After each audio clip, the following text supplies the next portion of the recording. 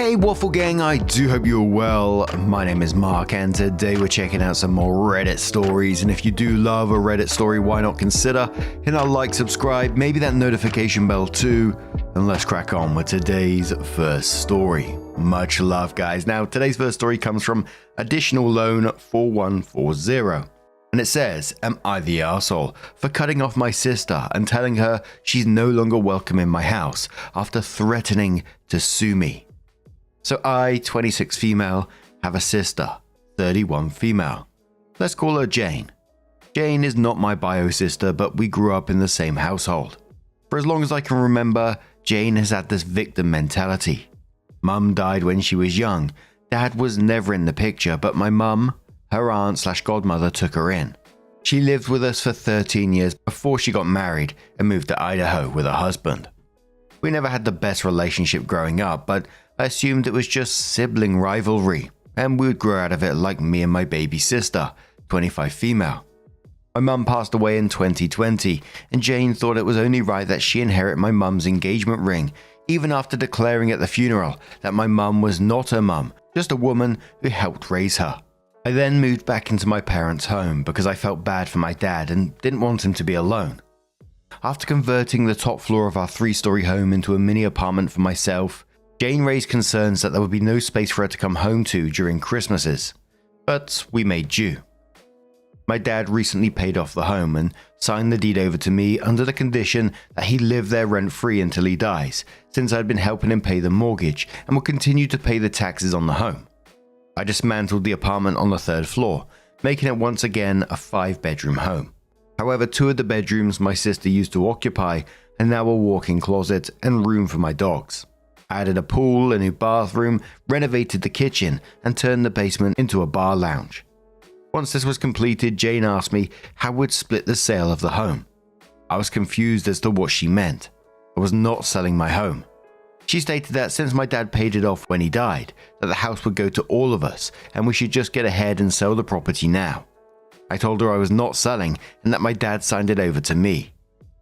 She then said she would call someone to appraise the home and I would have to buy her and my little sister out. When I told her again that I owned the home, I was not selling and she was not getting any money, she threatened to sue me. I told her to leave. A few weeks later, she called my dad to ask what the plans were for Christmas and if I was going to be staying in a hotel, since I could not be cordial. My dad told her I would not be staying in a hotel, but she was still welcome to come and stay with us. I politely informed him that she nor her family were welcome to stay, and if he needed to stay with her over the holidays, he could also stay in a hotel. Now she's called my whole family and gone on a campaign of how evil I am for doing this over the holidays. Most of my family agrees with her except a few who do not want to be involved, saying that she only said she'd sue me out of anger, after realizing something else was taken from her. Her mum, her dad, my mum, now her childhood home. Which leads me to believe that maybe they are right. Am I being too harsh on her after all her struggles in life? Or is she simply just a bitch? Edit. Little sister is fine. Please stop worrying about her. She's not a problem, hence why I did not list everything she got from our mum or dad. First little update in the same post says, I suggested my dad stay in a hotel with Jane because he was insistent that she spends Christmas with him. I didn't say he couldn't live with me anymore. I don't think it's unreasonable to not want to be around someone who wanted to sue and may still try. I also got the engagement ring. I thought it was crazy that someone declared that's not my mum, but wanted a ring that my dad bought. Also, little sister got the wedding bands. Dad also gave Jane significant amounts of money to open her own bakery. Little sis took over his business. I got home and the retirement and life insurance will be split in 3, when or if he passes, because he can't die, to be honest. I found it weird that Jane is trying to, or wanting to, sell the house anyway, whilst your dad is still here. But Jane rejected being your mum's daughter at the funeral, so saying she's like not part of the family. She said just a woman who helped raise her, but now wants to claim sort of like daughter's rights to the house. You know, you can't have it both ways in this situation. And as always, I wonder what she has told to the family to all turn on you like that. Because I'm pretty sure it wouldn't be the truth. Opie added a little clarification within the comments as well and said, okay, update clarification. My dad is 60, he's not ill or going to die soon. God forbid. He already signed the house over to me. He just wants to live there so he doesn't have to stress about bills or anything. My sister was under the impression he paid it off and we would sell it and split it in 4.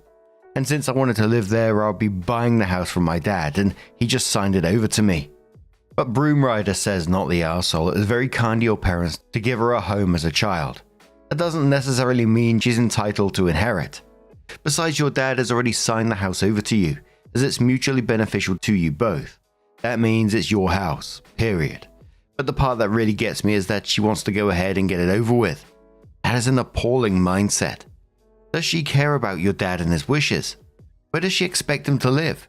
To me, that just demonstrates that she just cares about herself and is trying for a money grab. Stand your ground. Legal says no, your arrangement with your father is your business. She has no claims to anything unless he has stipulated as such in his will upon his death. As the house is yours and not part of his estate, it's not up for grabs. She doesn't have a case. Given her extremely rude and entitled behavior, you have every right to distance yourself from her. Any family members who think otherwise can pound sand. They don't get a vote and their opinions don't matter. Contribution says, not the arsehole, and make sure you have your father write a statement that the house is yours and have at least a doctor's evaluation that he has well during the time he wrote it. The thing is that only your younger sister can request his will and your mother's to be looked at, but not Jane. I'm guessing she was never necessarily adopted because she was your mother's niece. Your father didn't sign any paperwork either, did he? Doesn't matter. He is alive and the things he passed away in life to you isn't an inheritance. But your younger sister and his blood daughter might contest that his will is unbalanced in the end. That you earned a lot more than she did. It's like he took 40 years to pay for the house and you only pay/help with the last 5. It's not like you bought the house full price/market price. Whatever you do, lawyer up. So, OP comes in with her update and says the family wedding was over the weekend and everything there was great. No drama, and I kept my distance from Jane. The bride was not outstaged at all. Well, not by me in the drama at least. However, Sunday after the wedding, my Aunt Renee called me to ask if I'd be coming over to dinner to celebrate Christmas early, since Jane was in town and would not be coming for the actual holiday. I politely declined. Said I would send the children's gift with my dad, but there was no need to go and pretend that I was over Jane's behavior. My aunt then said, I'd be upset too if you refused to give me my share, but gave little sis her share. That really shows the divide. I asked her to say that again, because I think I hallucinated. Jane really has been out there saying I split the house with my little sister, when I did not. I explained to my aunt what actually happened, and then my dad confirmed the information I gave. My aunt was shocked. Not only had Jane lied to her and the whole family, she also lied and said my dad never gave her anything.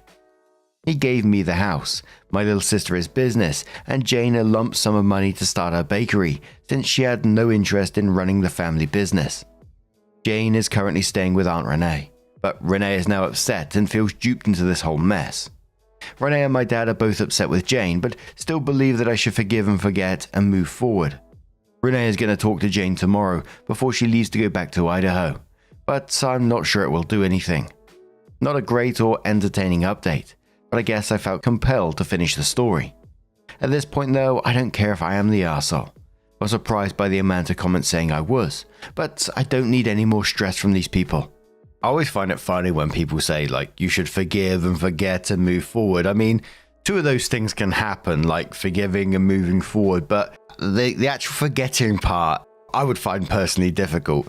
If someone treats me like shit, I don't forget that very easily, but what do you guys make of that situation? Let us know your thoughts down in the comments below, and let's move on to another story.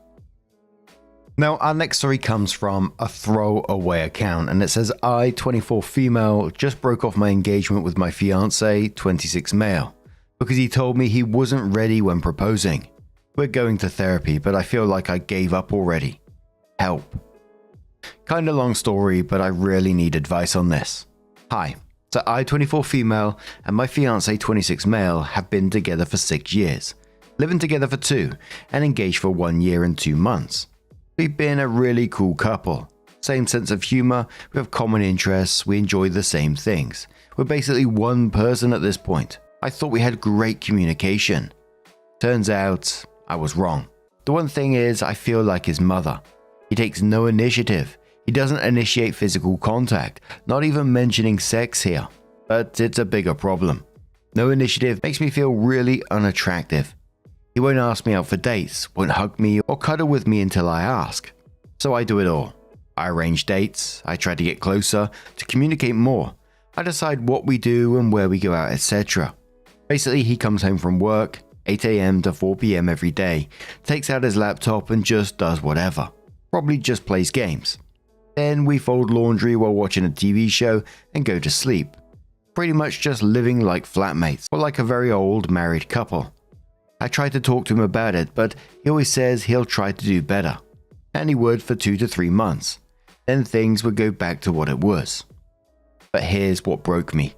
On Monday, I started the conversation again, and tried to get him to act and get us couples counseling. Well, we started talking about how he never mentioned getting married since the proposal. I started looking for wedding venues. I drove us to one and suggested we book it. He said he'd rather see more before making a decision. I asked him to look for something and we can go and check it out. He admitted now that he didn't even Google that since September. And he basically told me he proposed because he felt like I expected/wanted it. Well, he wasn't 100% ready. I took the ring off, saying it feels like a lie because it meant something different to him than to me. And he took it and said, "I promise you, I'll give it to you when I'm ready." So he wasn't ready 14 months ago. During those months, nothing changed, and he still isn't ready to be engaged. I've loved this man for 6 years, but now it turns out he proposed because he had to. Still had doubts and let me look for wedding stuff, create Pinterest boards, make guest lists, while knowing it was built on a lie. It feels like I proposed to myself, or he just stood by and watched. We have couples therapy today, just like he booked it on Monday. But now I have no idea what to do. I agreed because I wanted us to work out the initiative thing. But that was before I found out he didn't really want to be engaged. I'm going there today and I feel like I'm lying to him because I don't think I can continue this relationship after what he did. He's trying hard to take the initiative again and be closer to me, but it feels like it's too late. How can I handle this? I'm giving him hope with his therapy while considering to break things off because the engagement thing. Can I forgive this and move on? It must suck to go through this after 6 years of being together. But with everything else that you said in this story about him not initiating affection, no planning dates, no engaging in any sort of basic intimacy unless you actively push for it, then of course proposing because he felt pressured and watching you do all this stuff like the wedding planning. You know, relationships shouldn't be like that. You shouldn't have to try to drag them into wanting to be with you. And now he's only just trying to show initiative once again because you've reached your breaking point again.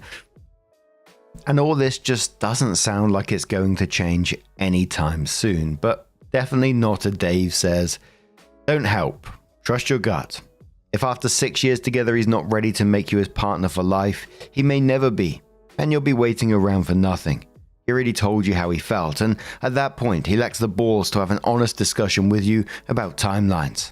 Sugar Weasel replies that saying at this point, it seems like he's honestly just still with her out of a sense of complacency, rather than love for her or desire to maintain or further the relationship. He probably only proposed to her because he felt like she would leave him if he didn't. We all deserve partners who want to be with us, not partners who just don't want to do the work of finding somebody new. Alphabet says, I would feel very betrayed by his lies. I truly don't know if I'll be able to move forward or want to. You should go into the therapy session on Monday to discuss these revelations, and maybe more will be admitted by him that'll help you make your decision moving forward clearer. I'm sorry you're going through this. Another commenter says, you're so young. Don't sign up for a lifetime of being his mum or just a piece of furniture in his apartment. Break up and find a man who is a hell yes about you. A man who is excited to see you, excited to plan time with you. A man who is, well, a man, because this guy is not it. Chalk it up to a learning experience and move on. Sheshkoko says, don't waste your youth on a man that is settling for you. You're a placeholder for him. I I guarantee that if you stay, he will eventually find someone else, leave you and marry her within a year. You are not the one he sees a future with, but he won't break up because he doesn't want to be alone. He's doing the bare minimum to keep you until he finds who he really wants. You deserve to be the be-all and end-all in someone's life. Don't let this man use you and waste your time. And one more comment which says you're on different levels in this relationship, and that's not right. You need someone who's committed, and he definitely isn't. Usually I would advise counseling, but the fact that he said he would give it back when he felt ready means he's not in a relationship right now. Do you really want to wait for him to be ready? Is he worth the wait? Because based on what you described, you seem to be doing all the heavy lifting in your duo and he just goes with the flow. If even that. I wouldn't push someone into a relationship he doesn't want, but I also wouldn't wait for them to change their minds. All in all, do what's best for you. In matters of love, we get to be selfish. I honestly think he'd be relieved to break up with you. So then, OP came in with her update. I figured I'd post an update to this. I read many comments and they really helped me. Thank you for sharing your experiences that opened my eyes. So yeah, TLDR, he wasn't ready when proposing. He wouldn't admit it, but I'm pretty sure it was a shut up ring. Which is sad, because I never really cared about marriage in the first place. Now, we went to therapy. I said the same things as I've written in the previous post. He struggled to answer any questions, didn't really say anything that he hadn't before.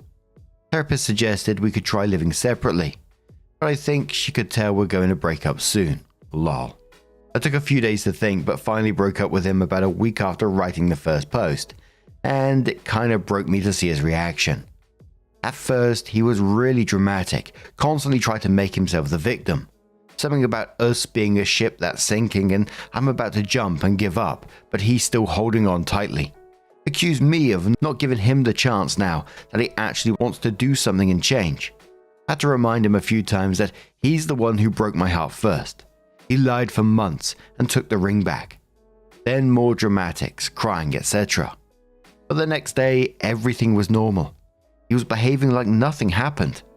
No more fighting for this relationship or even being hurt. He said we're going to be good friends and acted like nothing's happened. Over the next few days, I would occasionally get comments like, if anyone asks what happened, I can't say we broke up. I have to say you broke my heart and left me, or at least you stopped pretending you loved me.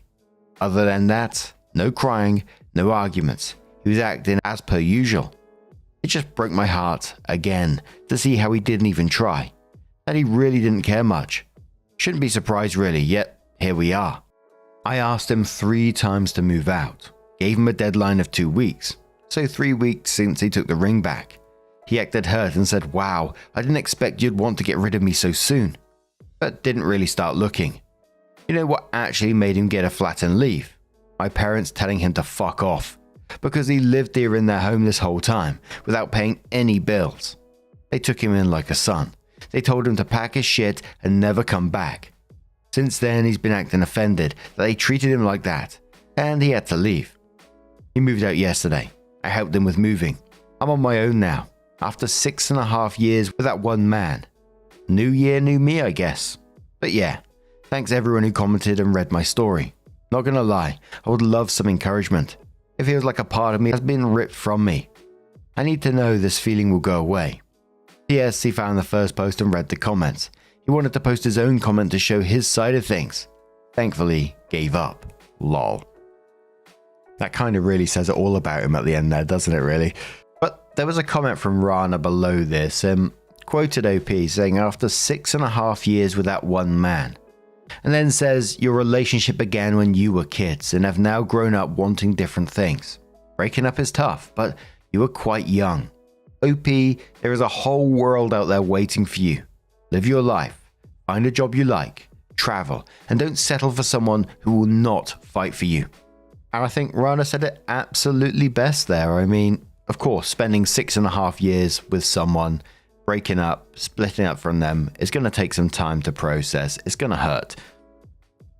But I've seen it time and time again in these stories. After a while, once that fog starts to lift, you're going to see clearly, and things, I just believe they're going to be so much better for you. And I hope one day when that does happen, when things do start to look up, that you will give us that update so we can see how you're progressing, because that'd be wonderful to see. But what do you guys make of this situation? Let us know your thoughts down in the comments below. Now, just a huge thank you from the bottom of my heart for getting involved in today's stories. Your love, your support, your time always means the absolute world to me. So thank you so much. And hopefully I'll see you in the next one. Take care and much love.